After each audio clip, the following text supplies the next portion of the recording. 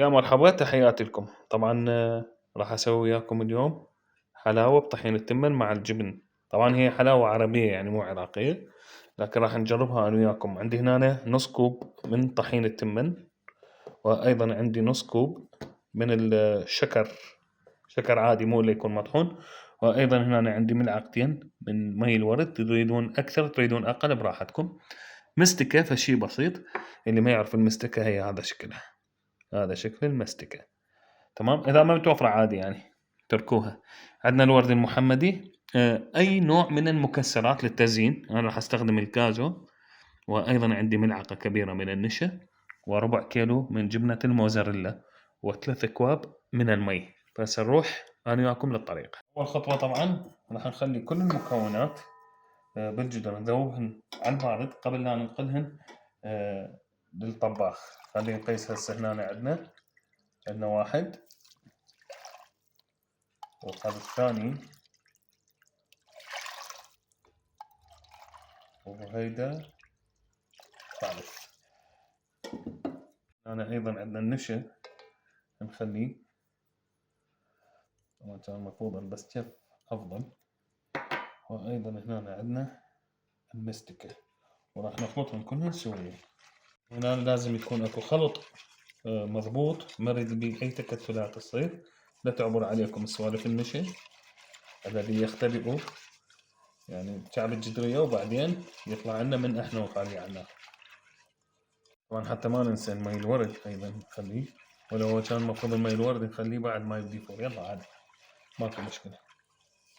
بس هنا طبعا حولنا عن النار، فراح نظل نستمر بالخلط لحد ما يثخن، وبعدها ايضا ننطي وقت لحد ما ينطبخ طحين التمن بحيث الطعم مالته يتغير باعتبار يكون مطبوخ. شوفوا هسه بدأت تثخن عندكم، بس انتوا استمروا بالخلط لحد ما تثخن كلش.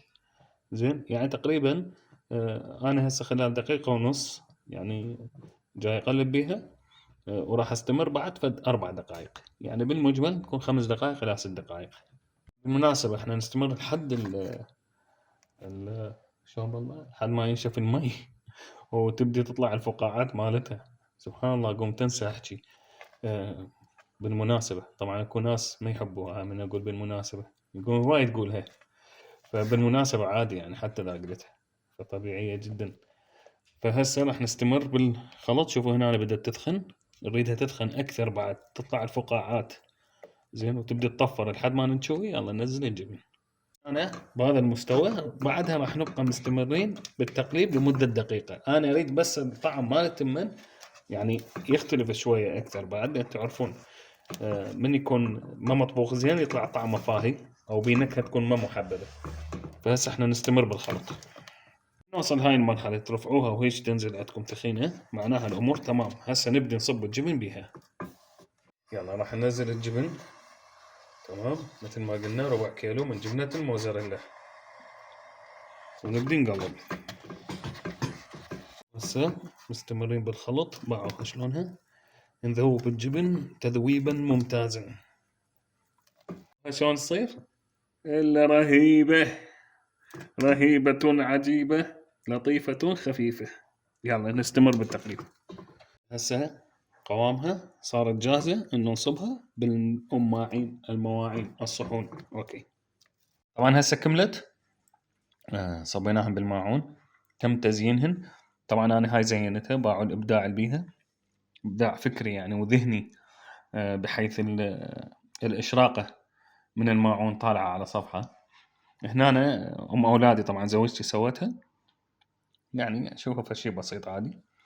هنا أنا أيضا أم أولادي وزوجتي سوتها. إن أنا يعني قبول بموضوع الهيل، هيك الفيكة وهاي الوردة المحمدية. أنا هنا الوردة المحمدية نثرتها بحب وإتقان. أتمنى إن شاء الله يعجبكم هذا الشكل، وإن شاء الله هاي الأشكال هم تعجبكم. تحياتي لكم، مع السلامة.